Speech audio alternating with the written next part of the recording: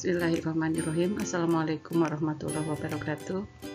Bersyukur sekali hari ini bisa bertemu lagi dalam kegiatan bimbingan klasikal. Dan untuk materi sekarang, karena ini adalah masih awal-awal perkenalan, barangkali untuk pemberian materi kalian mungkin harus tahu dulu apa yang dimaksud dengan bimbingan dan konseling. Di sini Ibu akan sampaikan mulai dari pengertian, kemudian tujuan, dan nanti terakhir barangkali tugas-tugas perkembangan yang harus kalian capai ketika kalian duduk di SMA ini. Dimulai dari pengertian.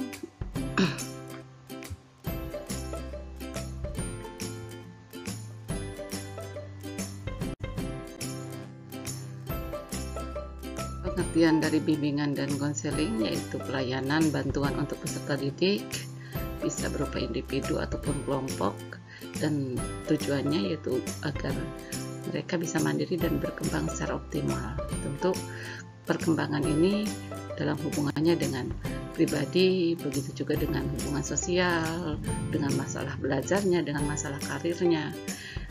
Dan bimbingan dan konseling ini melalui berbagai jenis layanan dan kegiatan pendukung atas dasar norma-norma yang berlaku. Itu yang dimaksud dengan bimbingan dan konseling. Mengetahui dan paham pengertian dari bimbingan dan konseling. Kemudian yang kedua yaitu tujuannya dari bimbingan dan konseling itu sendiri. Tadi sebetulnya sudah disampaikan. Tujuan dari bimbingan dan konseling itu sendiri yaitu membantu memandirikan peserta didik dan mengembangkan potensi-potensi yang dimiliki secara optimal. Jadi dalam bimbingan dan konseling ini kalian nanti dididik agar bisa mandiri dan bisa mengembangkan segala bakat, minat, kemampuan, pokoknya potensi-potensi yang nanti bisa bermanfaat untuk masa depan kalian. Setelah kita mengetahui tujuan dari bimbingan dan konseling, hal berikut yang tidak kalah pentingnya yang harus kita ketahui yaitu tugas-tugas perkembangan seorang siswa SMA. Dimulai dari hal yang pertama, ini paling utama sekali, yaitu mencapai kematangan dalam berintak kepada Tuhan Yang Maha Esa. Artinya, seorang siswa yang sudah memasuki usia SMA, duduk di bangku SMA, kalian sudah semestinya memiliki keimanan dan ketakwaan kepada Tuhan Yang Maha Esa. Nah, ini dibuktikan tentu dengan bagaimana kalian bisa patuh dan taat menjalankan ibadah-ibadah sesuai dengan ajaran kalian masing-masing. Misalnya yang muslim, nah dalam sholat 5 waktu, insya Allah untuk siswa SMA itu sudah tidak ada alasan lagi untuk meninggalkannya. Laki-laki dan perempuan punya kewajiban untuk melaksanakan yang namanya sholat 5 waktu. Makanya Ibu berharap kalian semua bisa menjaga yang namanya sholat 5 waktu tersebut.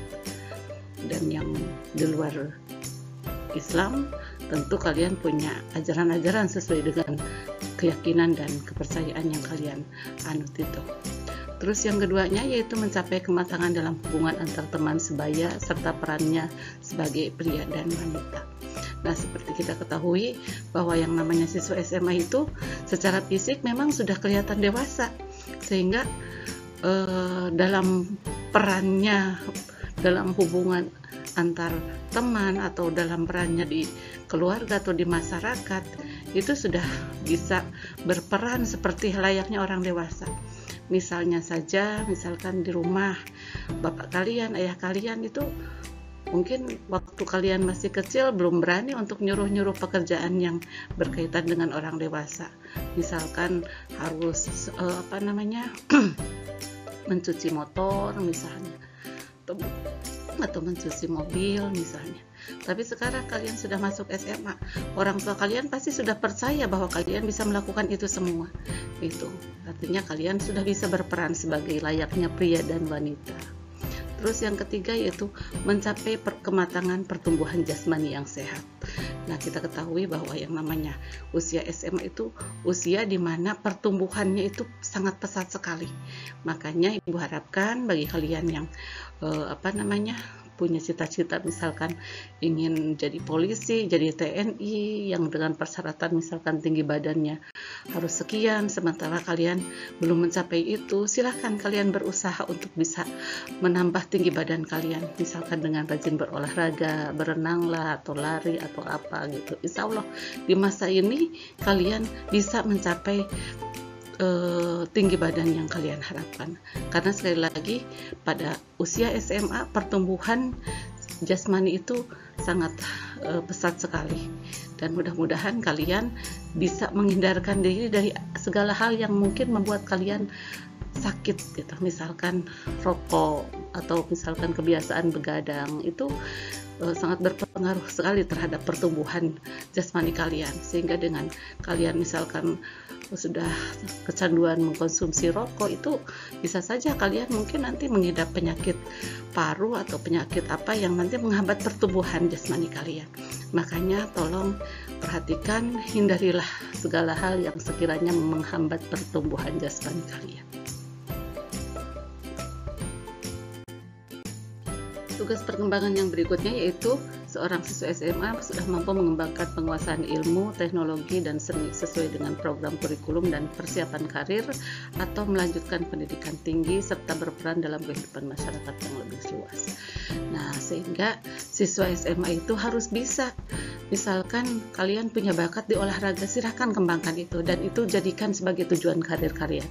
Misalkan yang punya bakat di volleyball atau olahraga, mungkin nanti bisa saja kalian memilih karir untuk menjadi seorang guru olahraga. Nanti melanjutkan studinya, jangan salah, harus pilih jurusan olahraga, misalnya seperti itu. Yang di bidang bahasa juga, misalkan kalian pandai berbahasa Inggris dengan fasih misalkan, nah kalian bisa saja nanti itu jadikan pilihan karir kalian.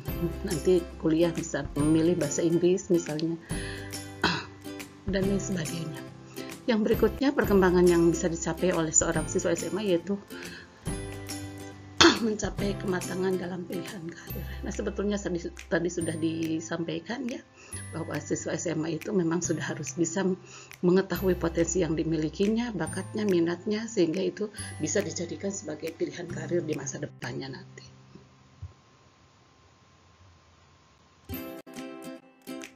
Tugas perkembangan yang berikutnya yaitu mencapai kematangan gambaran dan sikap tentang kehidupan mandiri, baik secara emosional, sosial, intelektual, dan ekonomi. Jadi siswa SMA itu harus sudah mandiri dalam segala hal. Nah, barangkali di antara kalian masih yang harus diladeni saja sama orang tua, mulai sekarang belajarlah untuk hidup mandiri. Ya, jangan selalu ingin diladeni oleh orang tua. Mandi sendiri, makan sendiri, menyiapkan kebutuhan sendiri, belajarlah seperti itu. Ya, bahkan dalam hal-hal yang lain, misalnya dalam permasalahan atau apa, jangan sedikit-sedikit ngadu sama orang tua, nangis sama orang tua.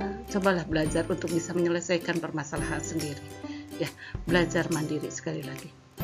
Yang ketujuh yaitu mencapai kematangan gambaran dan sikap tentang kehidupan berkeluarga, bermasyarakat, dan bernegara.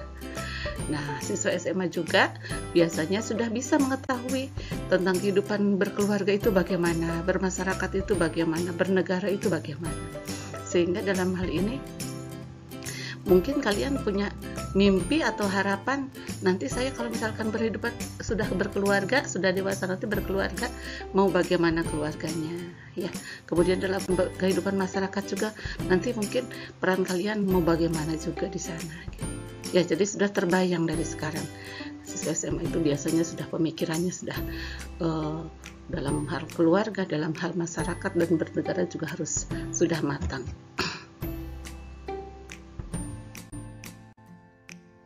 Tugas perkembangan yang ke-8 yaitu mengembangkan kemampuan komunikasi sosial dan intelektual serta apresiasi seninya.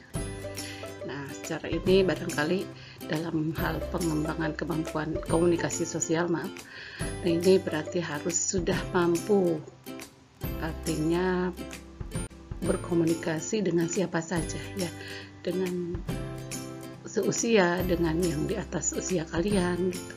Karena kemampuan ilmu kalian, kemudian pengetahuan kalian, dan mungkin juga ditunjang dengan fisik kalian yang sudah hampir dewasa, itu hendaknya kalian sudah punya kemampuan komunikasi yang luas dengan siapapun itu. Ya, begitu juga dengan intelektualnya juga, pengetahuannya sudah sangat luas, sehingga ini bisa menjadi bekal untuk masa depan kalian.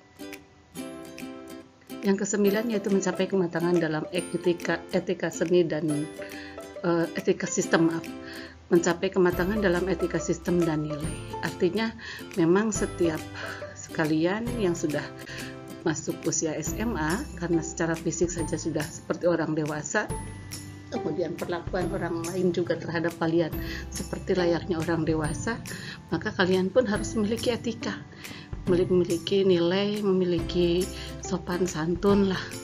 Jadi kepada siapapun, dimanapun kalian pergunakan yang namanya etika itu. Misalnya saja ketika lewat di depan orang, nah hendaknya kalian permisi dulu, ya, karena mungkin saja waktu kecil mah kalian lewat dimanapun tidak pamit, tidak permisi, tidak jadi masalah. Tapi kalau sudah seusia kalian, kemudian kalian lewat begitu saja di depan orang, mungkin orang akan berpikir ini anak nggak punya etika, gitu ya. Padahal kalian harus sudah semestinya punya etika sopan santun. Begitupun dalam berbahasa, dalam hal sikap dan yang lainnya. Tentu yang namanya etika dan sopan santun itu harus betul-betul kalian pakai gitu. Nah, itu beberapa hal yang berkaitan dengan perkembangan atau tugas-tugas perkembangan usia SMA. Demikian paparan mengenai bimbingan dan konseling. Mudah-mudahan kalian bisa memahaminya. Mudah-mudahan tentunya kalian bisa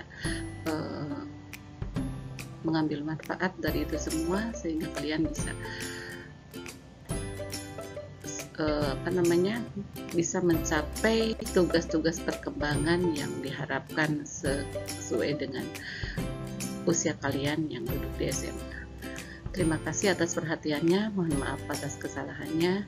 Mudah-mudahan lain kesempatan kita bisa berjumpa lagi. Sekali lagi terima kasih. Wassalamualaikum warahmatullahi wabarakatuh.